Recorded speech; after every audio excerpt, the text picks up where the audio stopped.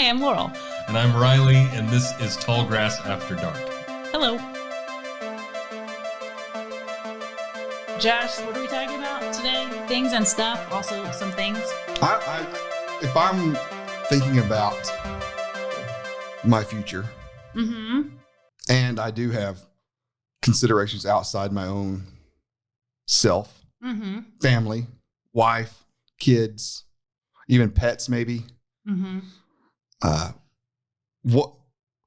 Where do I begin? He's asking us a question now. I thought this was a continuation of the previous conversation, but I like that this is... No, it isn't. This is more official. This is a real, actual question. We are now talking about estate planning topics.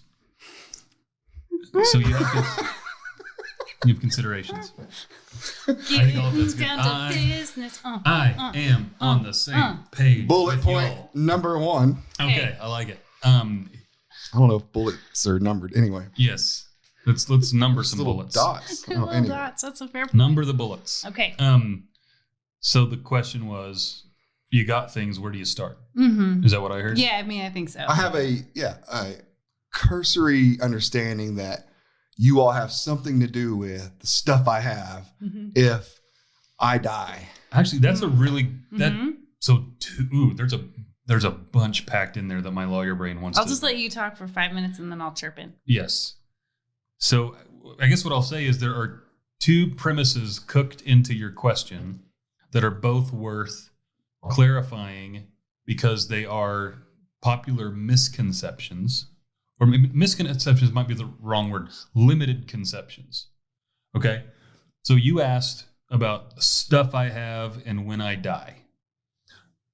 Absolutely, estate planning deals with stuff you have and when you die. But in a lot of people's minds, like, that's the whole thing. You need a power of attorney. So... Power. It was just so distracting. Because it was like so razor sharp focus on point. I know. Carry on. It was also a part of a whole. So stuff. Like, let's start with stuff you have. I think understanding and misunderstanding what an estate is, and helping as attorneys, helping clients kind of reconsider that question is really important. So while your estate does include stuff you have, what's an estate? Yeah, that is the question. Bullet points. So we're getting them in there. We really are. We're going to squeeze in. Laurel's made some powerful suggestions. So That's how my mind works. She's already contributing. She's really checking off the boxes. What is the whole paragraph? One sentence. She is pulling her weight. So what's an estate? It includes your stuff, but more importantly, it includes your body and your network of relationships. And by your body, I mean literally your body is a big part of your estate. Your network of relationships, who do you love, how are you related to them, is incredibly important. And then just what are your values and beliefs and priorities? And what I'm hearing you say is you need a plan for all those things. So if an estate is all of that, who matters to you, what matters to you, why does it matter to you, then the plan has to incorporate those things too. So the other thing you mentioned that was part of your question that is important, but again is incomplete, is that it's about a lot more than just what happens when you die. There's a whole, especially at your age, we have a lot of clients who are young professionals, young families. You got a lot of life left to live. And if you're thinking to yourself, an estate plan is about what happens to my stuff when I die, no wonder so many people put this off, because they think to themselves, I've got a long time before that happens. But there's so much between now and then that we could plan for effectively. You should keep talking. I hope wiping the beer off your chin is part of the video on this one. That's too. pretty great. Classy. Tallgrass After Dark. That doesn't need to be B-roll. We're That's not right there. sponsored by Fat Tire, No, but I do like it. I think that should be part of the intro now. This is just. I can't wait to see the outtakes. This is going to be amazing. This is going to be a good one. So, how do things function while you're healthy? Who's in charge? How do you maintain control? Or is there a need to plan for tax efficiency and asset protection? What about if you become incapacitated? Who's taking care of you? Who's taking care of your kids? Who's taking care of your assets? Who's guarding your values, right? So all of that is part of the plan too. So Okay. your question was good. Yeah, but let me back up. Okay. How do you write into law my values? How I'm do you so excited how does about this that question. how does that stick? I love that. So you say, oh, it's about your values and what you think and what you want to do. What does an estate attorney have to do with that? Right. The, I mean, the I know how I easy- want to answer that, but I'll let you ruin it first. I'm totally kidding. You're going to Wow. be Do amazing. I have a cup of water? I know. need the Just water. dump that on my head. I don't have Just it. don't. There's a lot of different ways, but one of the first things that I really like is to help a client understand that it's possible. Because most of the time when they're thinking about, most of the time a client walks in and they feel like, I need to do a will, right? I know that I need a will. Everybody's told me that I need to do it, so I'm going to do that. Mhm. And, that's a beginning point. It means they recognize they need to do something, that living forever is not actually an estate plan. But Estate hoping. I love you It's, yeah. with your fingers. Mhm. But what we try to do is really kind of help a client understand, that is super important. What happens to your stuff, but it's possible to do more than that and to include your values in that. And first, to begin to think in that way, you need to know it's possible. From there, you're going to be able to do it in a number of different ways, right? Like, who are you putting in charge of making financial decisions or healthcare decisions? Are you going to ask some of your people to work together when it comes to, so we've had a number of clients say, well, my daughter, she's always going to take care of me, but she's not great with money. My son, he's a little black and white, right? So he's great with money, but he's not going to maybe always be making the decisions I would want. And so they want the two of them to work together when it's above a certain dollar amount, right? So that's a kind of a place where you can talk about, this is what I'm worried about, this is what's important to me, and kind of put that into your planning. So really, we want to have a really full conversation that invites you to talk about what matters to you, what's important to you, what are you hoping to accomplish. You need to know what's possible, right? And feel comfortable having that conversation. And then we as the attorneys are going to be able to get into your documents in a lot of different places and put that in.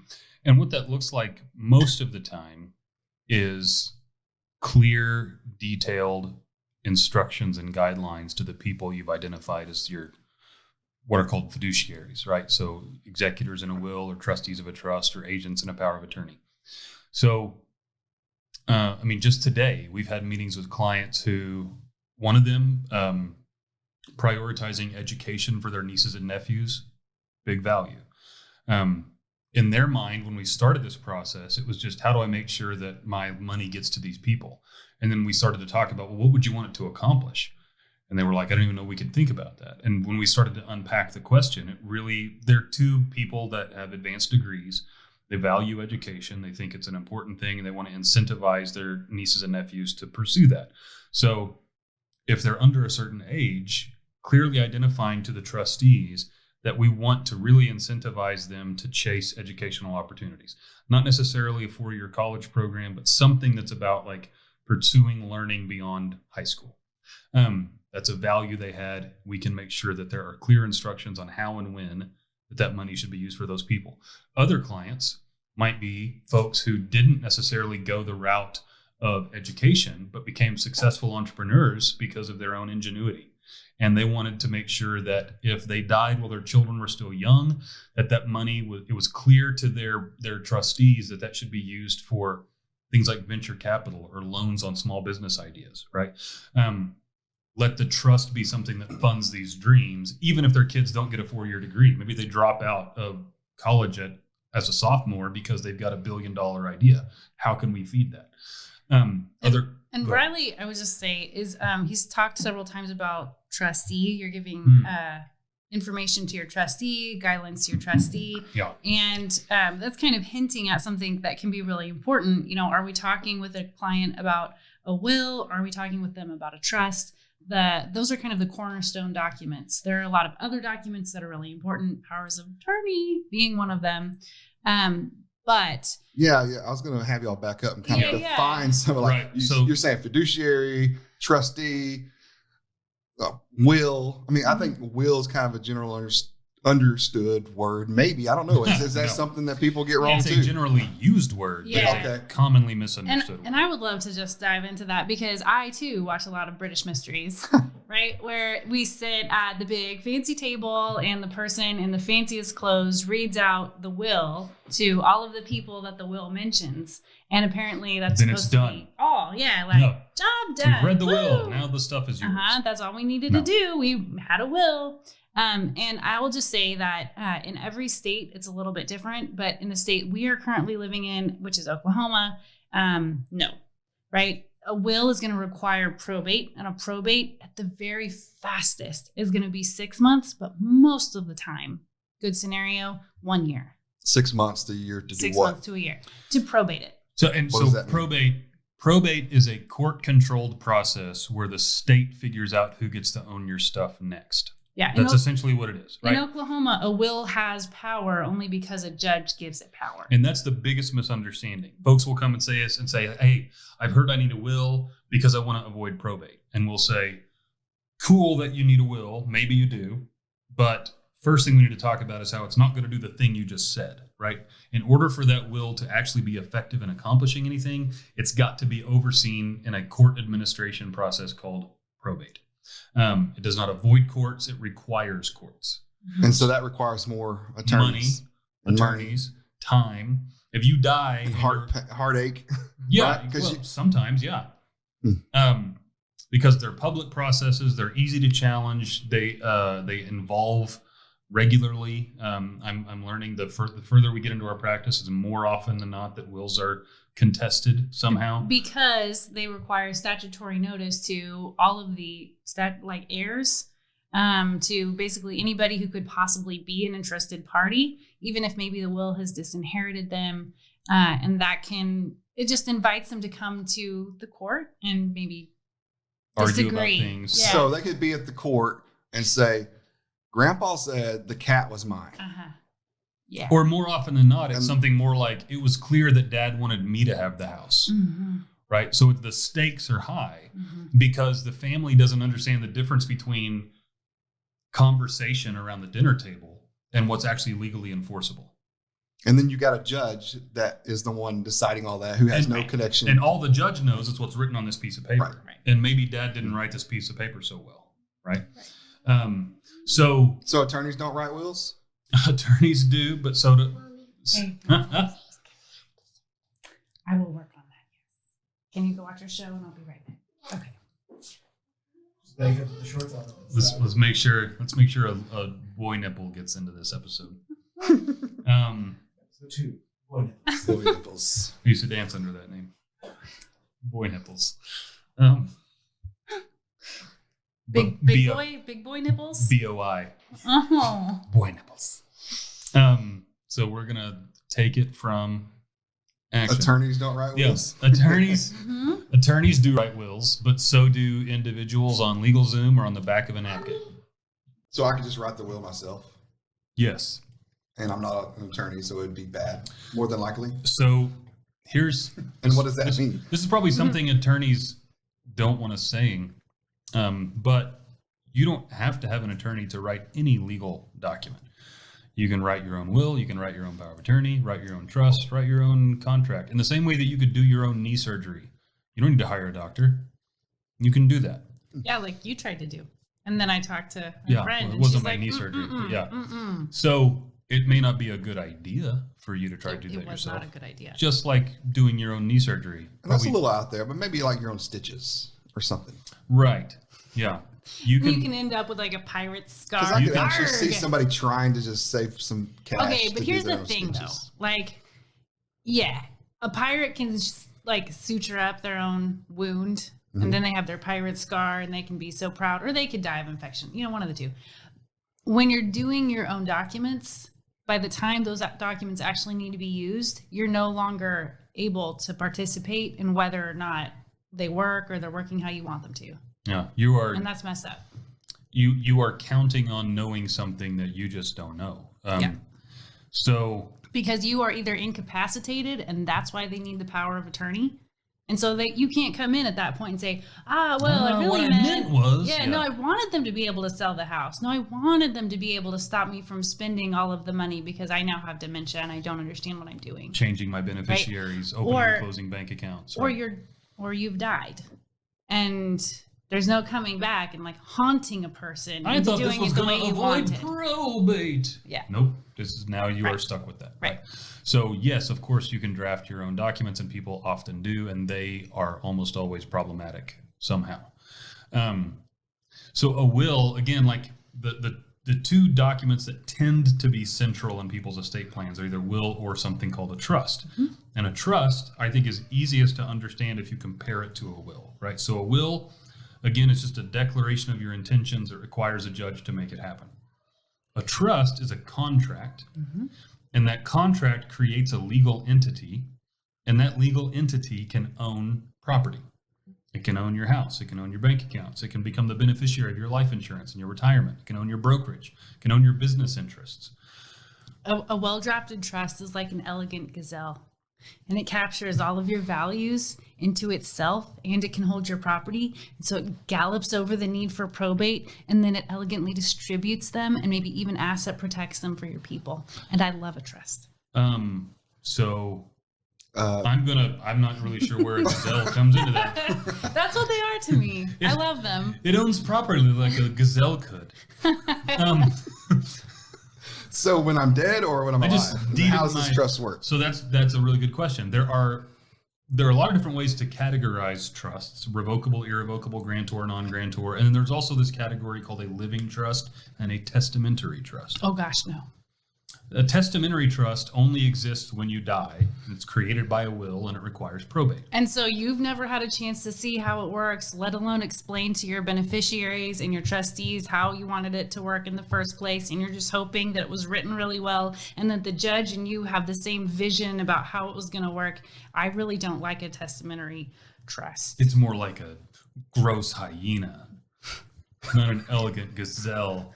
It's along those lines. That's where my mind was going. Yeah, I was just trying to chase the metaphor that Laurel was using earlier. But chase it. I'm done with it. I don't know if hyenas chase. I mean, they just feast on what's there at death. And we're carrion. The carrion. A testamentary trust. I was right and didn't even know it. It is like a hyena. It's just feasting on the death carnage. But a revocable living trust. A living trust is a trust you create while you're alive, and you grant your property to it now. So Laurel and I have got a revocable living trust, and both of those words are important.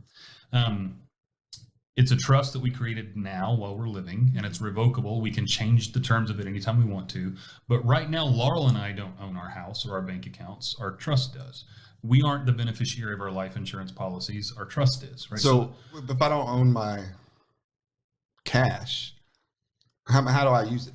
But you are both the trustee and the first level beneficiary. So you are managing the assets for the benefit of the beneficiary, who is yourself. So it's kind of like, so the trust, the contract part of the trust, and it's an agreement between the people who create the trust and people that run the trust, the grantors and the trustees. Right now, Laurel and I are both the grantors of the trust and the trustees of our trust, and we're the beneficiaries of the trust. So we have made an agreement with ourselves to hold our property for our own benefit. Okay? In other words, everything you can do with your stuff outside of a trust, if it's a properly drafted revocable living trust, you can continue to do inside of your trust. We can sell this house, buy another one, open bank accounts, close them, all that kind of stuff. But because there's this other legal entity that owns our stuff, if something happens to Laurel and I and we pass away, there's no need for a probate because there's no question of ownership. Okay, because I was going to start to ask, like, so this is complicated. So what's the why point? would you do it, right? Yeah. So first level reason of doing a revocable trust is probate avoidance. But that's not the only thing, and in my opinion, not the most important thing that it's good at. That's like 101. That's elementary level stuff for a trust. If you keep up with your funding, and almost no one does. Which is why you need a law firm that does that. If you're listening to this and you think to yourself, we do that for you. If you're thinking to yourself, I have a trust, I don't need to worry about this. Have you been keeping up with your funding? Does it still own Have your stuff? you? So Okay. here's where somebody's going to go. All right, that's the game. You get people locked into these trusts. You are running them. You are obviously taking some money out of this thing. We don't run them. We're not the trustee. Nothing. We just give ongoing support to our clients to make sure that they keep working. I mean, that's how Tallgrass does it. I will just say to you generically, as a person, as anybody who's hearing us, you need to stay on top of your funding. And there are ways that you can do that without talking to an attorney, but you need to stay on top of your funding. Funding here means making sure your trust owns your stuff. Funding. Make sure. So I like to think of a trust like, so you created this beautiful trust and it has all these whirly-dos within it. Those are the rules that you created. Gazelle. No, not like a gazelle. We're moving away from the gazelle. Different metaphor. Different sorry. metaphor, yes. Now we're moving to sand toys. Yeah, you're welcome. Sand toys, here we go. Okay, so anybody has kids who's ever gone to a place that has sand, has seen those toys, and you pour sand in the top, and then there's all these like whirly-dos and like sand flows, blah, blah, blah.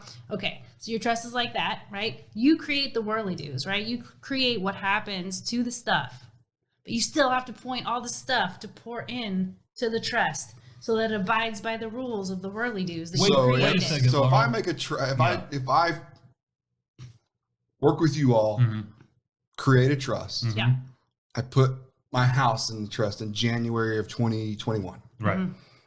If I go and buy another home in January of 2025, you're saying I've got to make sure that there's an actual step I've got to take to put that home because it was Right. I would own it, but my As a trust person. wouldn't own it. Exactly. Right. Yes. So you need to think about there's a shift in ownership that happens in your life. You no longer are the owner of things, your trust is. Now that's incredibly important because this isn't how it works in all states, but in Oklahoma and in most states. It's not good enough to just draft a trust and say, my trust owns all my stuff. But actually, title at the county clerk for your house or at the bank, the signature card, title is actually in your name. You could have intended all day long to put your stuff in your trust, and your trust could even mention it, but nothing actually happens until the owner changes to your trust. So how do you do that? You might ask. Yeah, A person might ask that. That was the next bullet point. Yeah. So you would do it through deeds for real property. You do it through change of beneficiary forms for things like bank accounts, life insurance policies. We actually prefer bank accounts to be owned by your trust if possible, not beneficiary designated. Sometimes Yeah. that's a pain in the tuchus, but you know. It depends on the bank. And then transfer on death forms, which is like just you're transferring ownership. It's similar to a change of beneficiary form. It's called by something else, but usually you'll do that with like stocks. for example. Brokerage. Yeah. And this seems like a lot. Seems like a lot. That's why you should So it probably is. hire somebody who So you knows shouldn't do about it estate yourself. planning. So here, it's always this. People will sometimes say to us throughout this process, like, this is sounding complicated. And you're right. There's not a way to downplay that. What we try to help people understand is we're not actually creating complications that aren't there. If you don't deal with these complications now, they'll be dealt with later on through a court-controlled process out of your hands. So the trust planning process doesn't create any complications that are not already part of your life. Who owns stuff and when and how and why and all that kind of thing. If you don't absorb those complications and answer those questions now so that it's simple later, you can instead keep things simple now and the complication will land on your loved ones later on. Right? But we're not creating anything that doesn't already exist. We're just saying, let's pull those complications forward and I will absorb them so my family doesn't have to during a crisis. Makes sense. Takeaway, get a power of attorney if you do nothing else. You should do something else. What's the power? of Also attorney get a do? power of attorney. So a power of attorney, so you could give me power of attorney. What that would mean I'm like a is, gazelle. yeah. Okay. You gazelle self, you. Yeah. Okay, so you give me power of attorney because I'm a similar gazelle spirit, right? We're gonna flow together, right? Okay. What that means is I can legally do on your behalf whatever you could legally do on your own behalf. And I can do it in your own name. So, downsides, right? I could open up a credit card in your name for you, and then maybe I could use it. Oh, I shouldn't do that. Okay. So you want to make sure you give do your that. power of attorney to somebody that is going to be trustworthy and knows how to manage finances. You're also going to want to make sure that they're doing it. Sorry, my dog just came in. This is Luna. That they know what you're trying to accomplish, right? So you don't want them just kind of willy-nilly doing whatever, yada, yada. So that's where your first question comes back into play, right? So like you've got values and beliefs and priorities that drive how you use your money for yourself and your wife and your kids and your grandkids. If you become incapacitated, your money still needs to be used in a way that's consistent with your values. So if we create a legal document like a power of attorney or a trust or a will, that will empowers people to represent you and your interests. It's called a fiduciary. Comes from the Latin word for trust. Okay? We trust these people. So your fiduciaries having the legal authority to manage your stuff is step one. And that's where a lot of people stop. But a well-drafted estate plan is not going to just give them the authority, but is also going to give them guidance.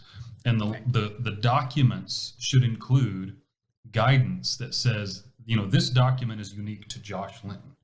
And you know that because his values are clearly laid out here. So part of our job as attorneys is not just to hit print on a generic boilerplate document, but to spend time counseling you and drafting in a way that incorporates and identifies what your values are. And that can be the kind of places I like to give my money to. Right. Could be giving. How I want my money to work. Right. Right. So you're going to invest this money, not spend it. Right. Exactly. Tax efficiency might be important to you. Charitable giving may be important to you. If you were around to help your kids buy their first home, there's probably going to be a particular way you do that. Can they qualify for the loan independently? Are you just going to help with the down payment? Are you going to help with some repairs? If you were to die and your children were still in their young adulthood and preparing for that, how would your trustee know to use your money to help them the same way you would if you were there, right? Yeah. So unpacking those kind of scenarios and getting into people's concerns about their kids and grandkids, the value system that drives how they even get their money and why they use it the way they do, what they're afraid of, what they're anxious about, what they hope for. That's all an important part of this process. And so, picking people that you trust, expressing to those people that you trust what your values are, making sure that the power of attorney that's drafted actually gives them all the authority they need, has all the language within it, so that a financial institution or other institution will actually honor it and allow them to do what needed to happen is super duper important. And those are things to be careful and watchful of. But if you don't have that in place, just because you're married to somebody, just because that's my mom, just because that's my dad or my sibling, that doesn't matter legally. It doesn't give you the authority to talk to the mortgage company, to access their bank account. Can you give me a purple drink? Yeah. And so that's why a power of attorney is super duper important. Welcome to Tallgrass. That was a very Tallgrassy moment. After Purple dark. drink. Yeah, this is what it's like to live and work at Tallgrass. So much purple Here drink. comes Bruno and his Ryan cup. Do I have to choose will, power of attorney, or a trust? One or the other? So not necessarily. It's almost like each of them kind of transcend and include the other, right? So you could just have a power of attorney, but all that does is control how your assets are used during your incapacity. It's got nothing to do with death. So that's a screwdriver. Yeah. You could have a will that describes how to distribute ownership of your assets when you die, but that's only if those assets are still owned by you with no beneficiary and no joint owner, and that requires probate. That's a hammer. Or you could have a trust, or I shouldn't say or, and you could have a trust. The difference between the trust... The trust is a gazelle. Trust is the gazelle. So it's not even like a tool. It's just Right, a no. beautiful animal. We just jump metaphors. Mixing all the metaphors. Jumping like a gazelle into the So metaphors. because a trust owns stuff, it works very differently from a power of attorney and a will. Power of attorney, again, can only control assets that are owned by you. If it's owned by the trust controls it. A will can only control assets that are owned by you. If the trust owns it, the trust controls it. We still include powers of attorney with a trust plan because not everybody is going to transfer every asset they have to their trust, like your IRA or 401k. You don't want to make the trust the owner of that during your lifetime because that's a taxable event. Won't get into that right now, but the idea is that's going to cost you. But there are different kinds of tools in your toolbox, and you are going to have tools that are appropriate for what you're trying to accomplish. And that's where you all come in. Yes. Trying to figure out what I'm wanting to accomplish and translating Right. that into a way that is going to make the trust work. And just to put one more point on that to answer your question, we do usually include a will with a trust, but it's a specific type of will called a pour-over will. The only beneficiary of that will is the trust. What it says is if I, Josh, died and I have assets that I forgot to transfer to my trust, didn't even realize I had these things or I inherited them later and never went through the steps to get them into my trust, I want to go through the probate process and then pour them over into my trust so that my trust still is controlling them for my loved ones. So I don't have to keep up with my funding after all. Only if you want to go through probate. My heart almost stopped for a minute. Yikes, that was a lot. We want the pour-over will to be meaningless paper. It's an airbag on your car. You should still use your brake. But if you don't, you'll survive the crash. Gotcha. Yeah. I just had to throw that in as No, I think last that's- bullet point. Yeah. What if somebody didn't have all these bullet points and they just come in and We give them the bullet points. okay. Yeah. Most Yeah. people don't. Most people come in and they're like, I have a vague I sense think I that I need an should estate do plan. something. Yeah. I don't know, probably half of our meetings are people that start by saying, I think I need an estate plan, but I don't even know what that means. Right, exactly. Yeah. Because most of the country has done no planning, like at all. They're just like 60% of the population, nothing. Right. No power of attorney, no will, nothing. right. 60%. Yeah. Is that because people just think, I don't got a lot of stuff? It's because it's Or that, They and think it's I don't have an estate, it's which a is wrong. hard conversation to have, Yeah. right? Because you're contemplating like different points of time that are different from right now. They're healthy right now. They feel like, oh well, that'll happen eventually, but I have time, right? Or they assume it's going to be incredibly expensive, and it can be. But you could also have an attorney like us who will say to somebody, if you need this planning and you can afford it, we'll just give it to you. Right. So, Yeah, how does that work? I mean, just like that. just like that. We don't have like an application process. It's the honor system. If somebody says, I need to get this done, and we talk through it and we agree with them, yeah, you need this. And they say, cool, but I can't pay you. We go, cool, we're going to do it anyway. I will look at you with my wily eye, and I'll be like, listen, Could you pay something? we're trying to do this for as many people as possible, and we have bills. But yeah, the goal is we're going to take care of the community, right? And so if you're a person and you actually need this planning, and like we had, there was a situation where they were, one was a special needs teacher, and the other one, they were a teacher as well. And they had a house, they had a kiddo, they really needed a certain kind of planning. They could not afford that kind of planning. We just gave it to them. Yeah. Because the planning is crucial. Right. Yeah, It you is. gotta- we don't want to live in a community where people don't have this tool available to them. It's better for everyone if maintaining values and transferring assets happens as seamlessly and as inexpensively as possible. Yeah, I mean, that sounds like a great episode later to just sort of talk through all the peripheral trickle effects of people not having planning, not only for Right. them and their family and their loved ones, but just in the way it impacts society. Yeah, we've seen a lot of those stories. Those are rough ones. Thank you all for watching Tallgrass After Dark. If you don't want to stare at our ugly faces, you can find the audio version anywhere podcasts can be found.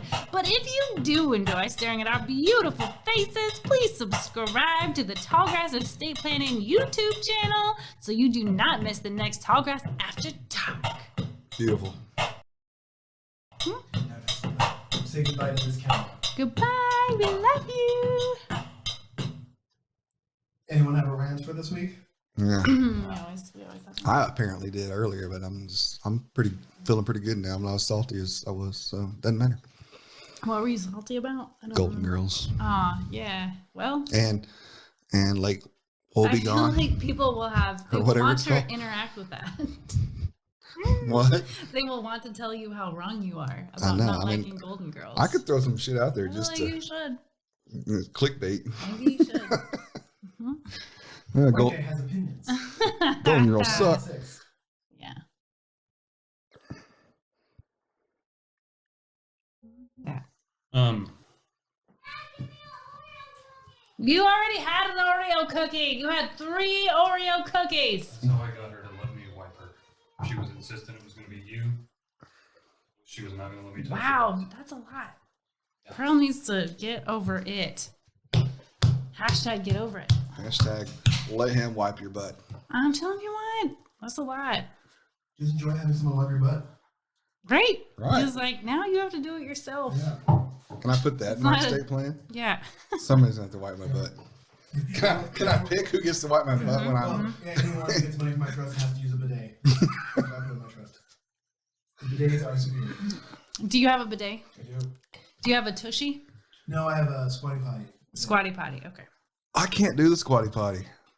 Like The actual squatty thing, yeah. Like, you're the height they design toilets for. They do not design toilets for short people. So our angle is wrong. Huh. So you need squatty potty. Squatty potty. Because your knees are supposed to be like a little like high. That's Yeah, toilets are way down there for Right. me. But he thinks this stuff's stupid. He just thinks, oh, why would I even talk to estate planning attorneys? That sounds so Only boring. reason he thinks an attorney's valuable is because he can convince them to do a podcast and There you go. get There some you money go. from them.